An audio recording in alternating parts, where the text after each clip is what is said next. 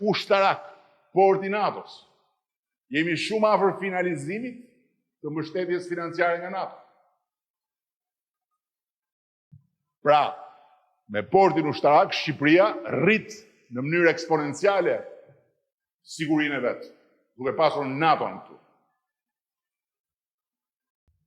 Po aksesi i qytetarëve shqiptarë në fluturimet ajrore. E dini sa qytetarë shqiptarë kishin akses në ajër për të shkuar?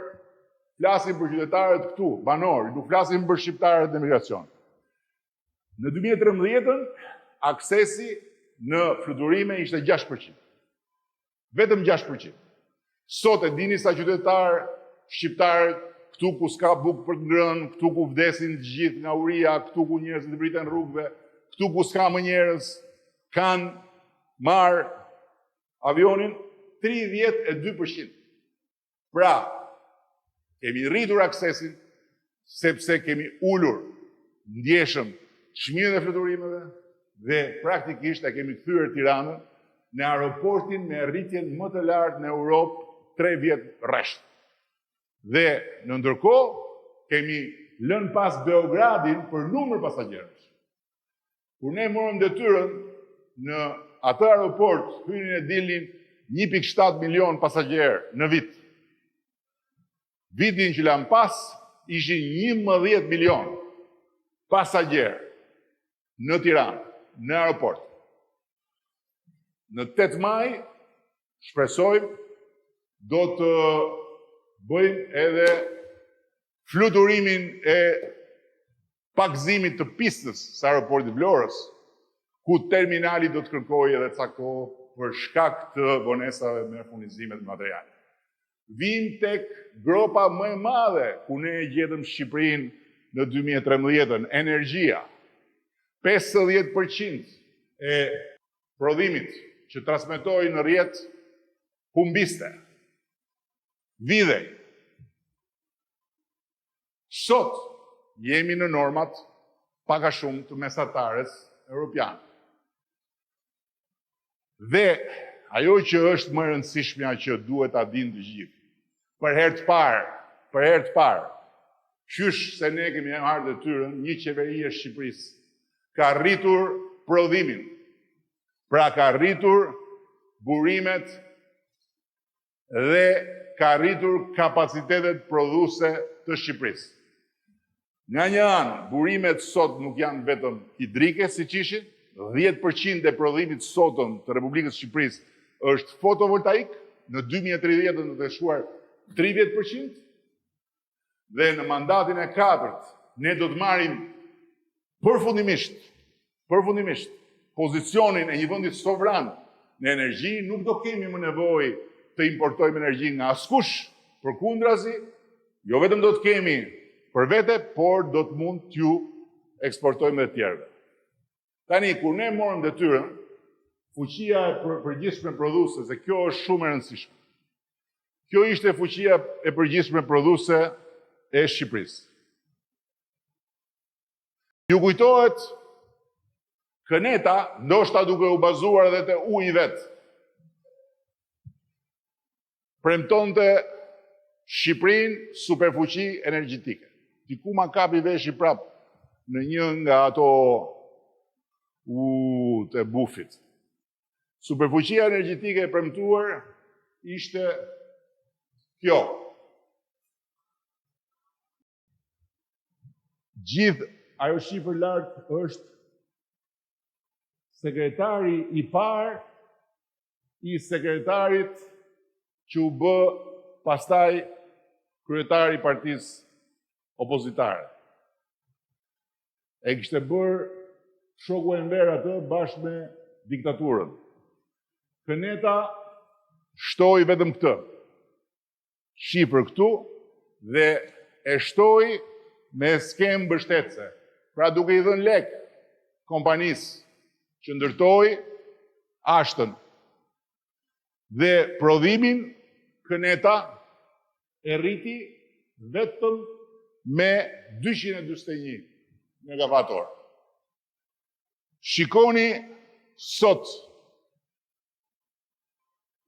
prodhimi ishte Atje, kur ne e morëm, pra shoku Enver me shokun Buf, atje, këtu është rezultati. Pra, 2 fish prodhim. 3.298 megavator. Dhe këtu do shkojmë në 2030. Kjo do jetë Shqipëria sovrane. Dhe të gjitha këto janë të planifikuara, nuk janë ëndra. Janë të gjitha në tavolinat e Ministrisë së Energjisë dhe Infrastrukturës. Dhe ka dhe një gjë tjetër që shoku Buf bëri, që është një nga krimet më të mëdha ekonomike që janë bërë Shqipërisë dhe shqiptarëve nga pushtetarët, që 4 hidrocentrale ja mori popullit dhe ja dha një privati. Nuk e bën njeri këtë, nuk ndodh kjo as gjikundi.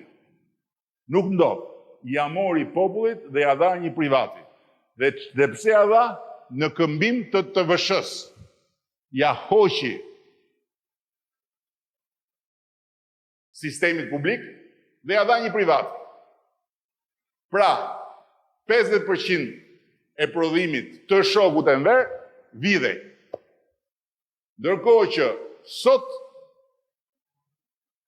ne kemi jo vetëm 2 fish prodhim nga çfarë gjetëm nga shoku Enver me shokun Buf, por kemi edhe një rënje drastike të humbjeve në rrjet, ndërkohë që sot vjedhja e energjisë është një gjë shumë e rrallë dhe argëtimi është i plot. Çmimi i energjisë, nga një shkurti, çmimi i energjisë për konsumatorët familjar, 1 milion e kusur, u ul në 10.5%. 95% e klientëve familjar morën ulje të çmimit. Vim te uji, sepse dhe te uji kemi për të treguar faktet. Faktet që nuk dalin në televizor, faktet që nuk dalin në portale, faktet që mbulohen çdo ditë nga llumi i kënetës, nga moçalishtet, nga gjithë insektet që jetojnë mbi ujin e kënetës dhe pastaj shkojnë edhe parkojnë nëpër ato kashtoret e studiove televizive.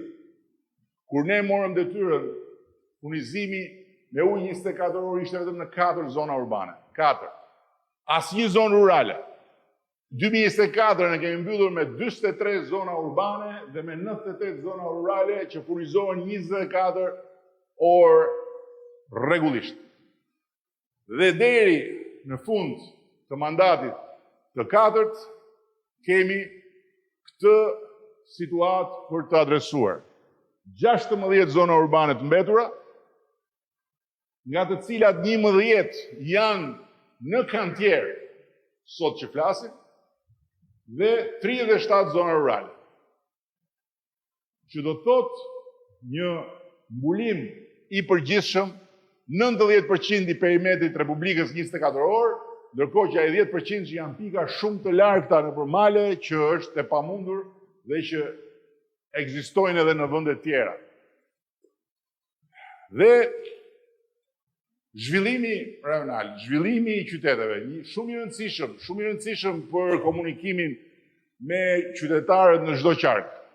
2 miliard euro, 1200 projekte në të gjithë territorin e vendit. Nga qendrat e qyteteve, zona urbane, zona periferike, zona rindërtimi, zona bujqësore, deri në fshatra të thellë malor. Nga gjithë ky investim janë krijuar 100.000 vende pune. Pra është dhënë punë, është krijuar punë. Dhe janë mbi 5.000 biznese të reja. Fal shtrirjes së këtyre projekteve në infrastrukturën rajonale, urbane dhe rurale.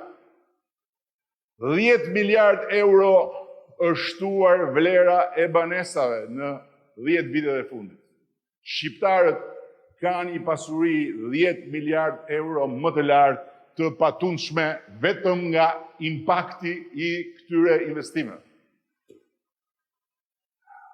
Ka dhe disa llogari të tjera, përsa i përket kostove. Ulur shumë kostoja e lëvizjes si pasojë e përmirësimit të infrastrukturës në gjithë të teritore. Kursyer 30 milion euro çdo vit, vetëm nga karburanti, kostoja e karburantit dhe mirëmbajtja e mjeteve. Ndërkohë që në periudhën që vjen do të vazhdojmë shumë me projektet e uljes së konsumit të energjisë nga banesat. 10 milion euro janë kursyer deri tani, po mund të bëjmë kursime shumë më të mëdha. Turizmi. Për turizmin kemi shumë për të folur. Kemi shumë për të folur në çdo qark. Por atyre që ishin mësuar të mburreshin me 1 milion turist, ku turist më llogarisnin dhe mua dhe ju sa e hynim e dilnim, ndërkohë që ne turist llogarisim vetëm ata që kanë pasaport tjetër, jo pasaport shqiptare, u duhet përplasur pasqyra e jashtëzakonshme e këtij transformimi. E jashtëzakonshme, është rritur 10 fish Shqipëria turistike. Është bërë trend evropian.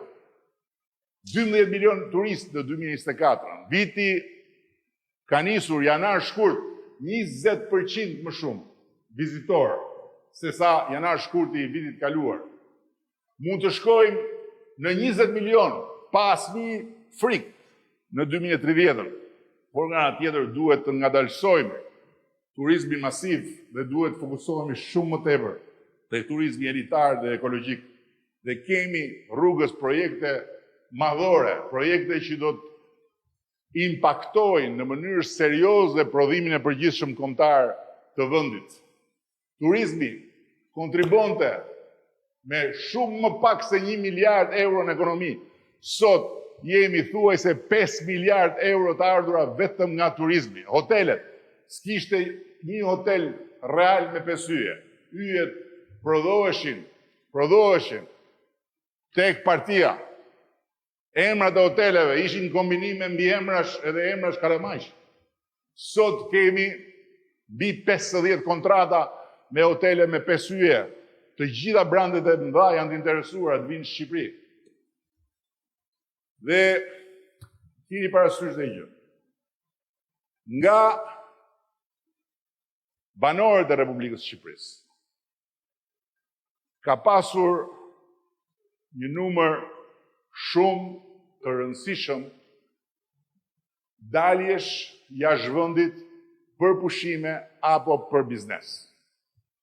Dhe ky numër është 3 fishi i numrit që ishte. Pra banorët rezident në Republikën e Shqipërisë kanë dalë 3 herë më shumë për turizëm dhe biznes jashtë. Qa tregon kjo? Që janë varfëruar apo që sot kanë më shumë mundësi. Ndërsa brenda Shqipërisë, në 2024, kanë lëvizur për turizëm 979.456 individ. Të gjitha këto janë të regjistruara lëvizjet për turizëm. E pamendueshme, jo shumë vite më parë. Vim të mjedisi, edhe tek mjedisi kemi shumë për të thënë në të gjithë territorin.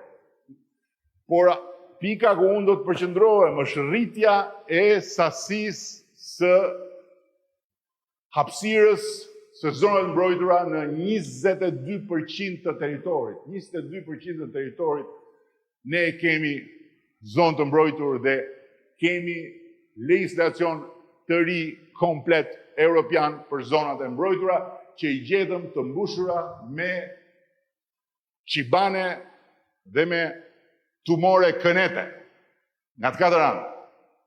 Dhe në Shqipërinë 2030, synimi ynë është që të jemi një vend ku mbledhja dhe riciklimi i mbetjeve jo vetëm janë konform kuadrit BE-s, po janë në një nivel tjetër nga ky që kemi sot që është ku e ku me atë që kishim, po që është i pamjaftueshëm për atë që duhet kemi.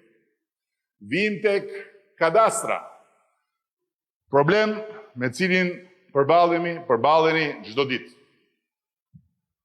Brenda vitit 2026, fale dhe financimit të përbashkët tonin dhe të Bashkimit Evropian, do të përfundojmë plotësisht digitalizimin më në fund, vitet të tëra punë në një kaos, në një anarki, në një rrëmuj, në një çmenduri që nuk e ka kaluar asnjë vend absolutisht i Evropës, nuk diskutohet. Po ashtu, regjistrimi fillestar do të mbyllet i gjithë brenda vitit 2028. Dhe nga ai moment, gjithçka do të jetë ndryshe, transparente dhe e lexueshme drejt për drejt, qoftë nga qytetari, qoftë nga biznesi. Legalizimet 21.750 se këtë di përmendsh ishin në ditën që ne morëm detyrën. 8 vjet këneta, nxiti ndërtime pa leje nga të kaderanët dhe legalizoi vetëm 21.750. 270.000 legalizime kemi kryer ne. 270.000 legalizime deri në fund të 2024-s dhe brenda vitit 2028 do të mbyllen dhe ato që kanë mbetur. Ky është synimi. Në kulturë kemi realizuar diçka shumë të rëndësishme që prek shumë komunitetet fetare. 650 operacione shpëtimi dhe restaurimi të objekteve pasuri kulturore. Natyrisht, shumica dërmuese në mos gjitha janë objekte kulti, që ishin në prag të zhdukjes. Dhe që kur ne kemi marrë detyrën, edhe kjo është për të shënuar, jemi e para qeveri nga momenti i ndryshimit të sistemit që ka ndërtuar teatro dhe ka ndërtuar muze.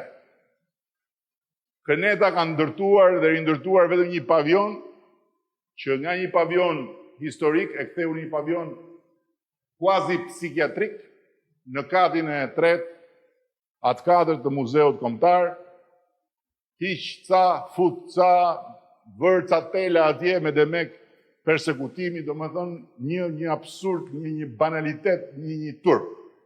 Ne kemi bërë krejt të reja, 20 salla teatri dhe kemi ndërtuar 20 muzeume. Rindërtuar ose ndërtuar nga e para disa prej tyre. Jemi sot për mandatin e 4 me 3 vepra madhore.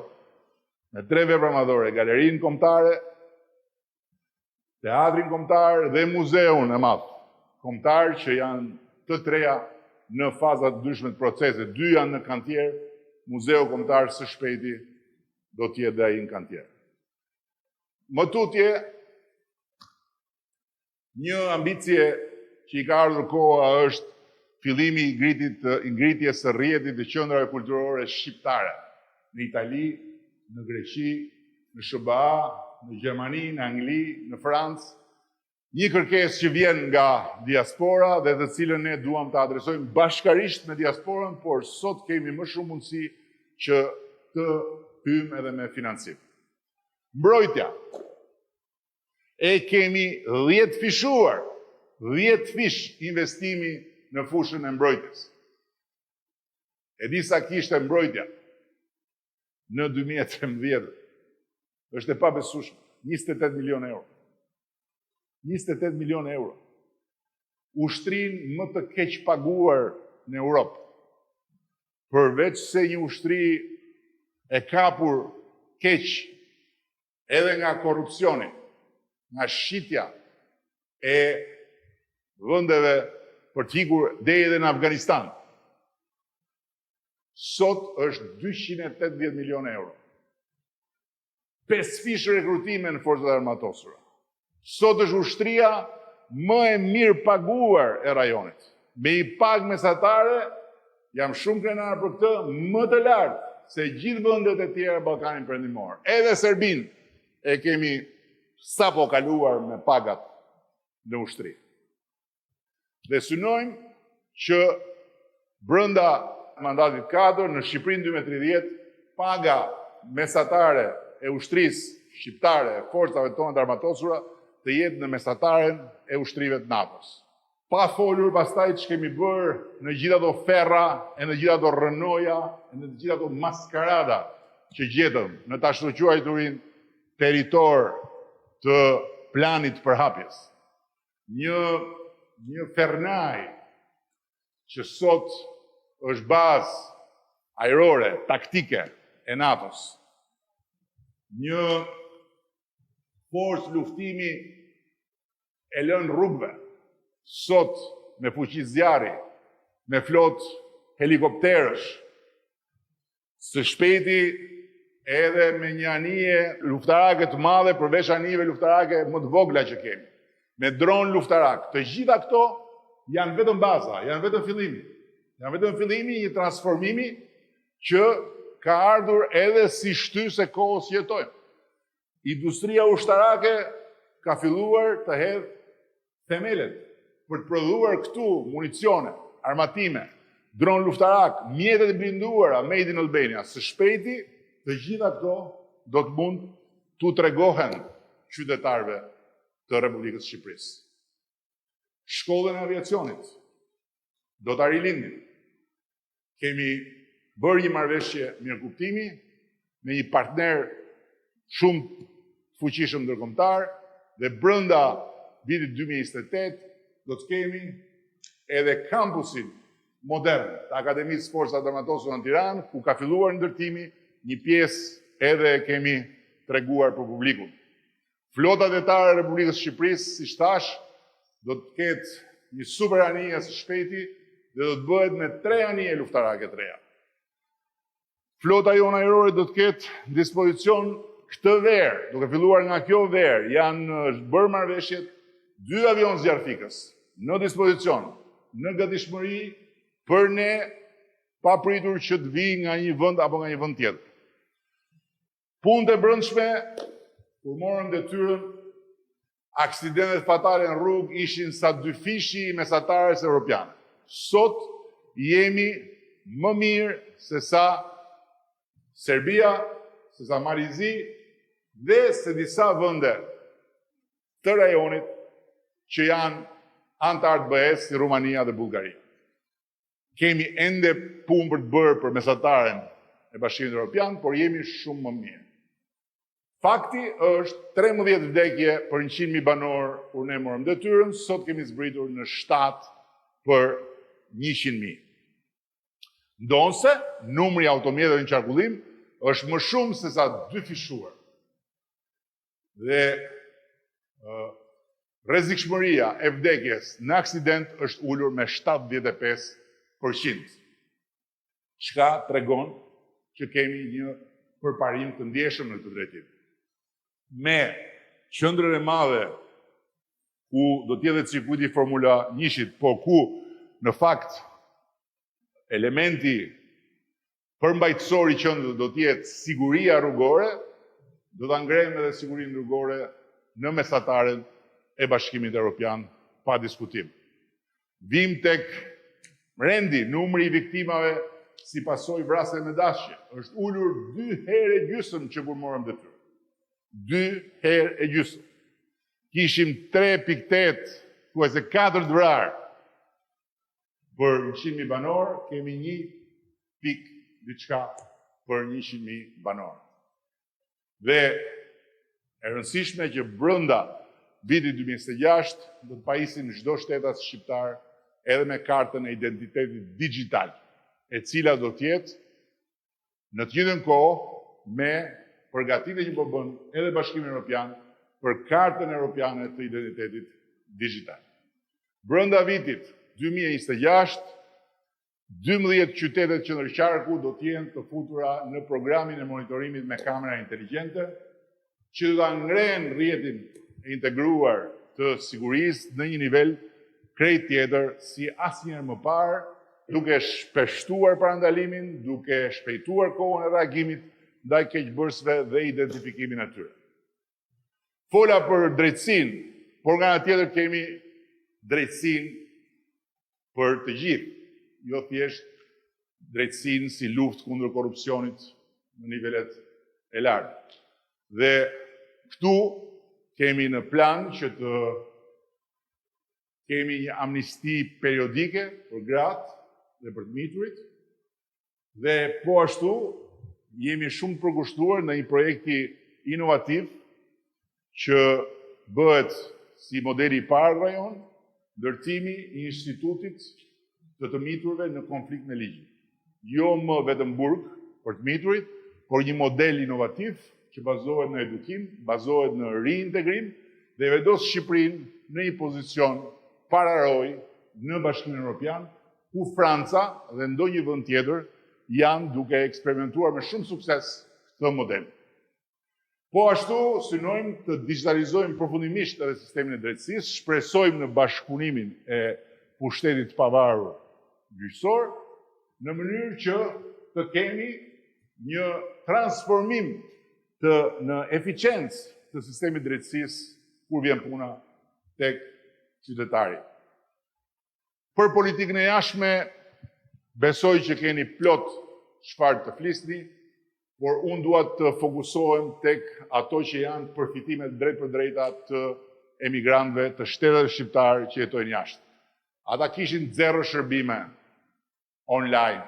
Sot kanë 52 shërbime që i marrin pa lëvizur fare nga vendi, jashtë kufive, dhe nga ana tjetër, pa llogaritur këtu, uljen e madhe të kostove edhe të kursimin e energjisë dhe të stresit në marrjen e këtyre shërbimeve.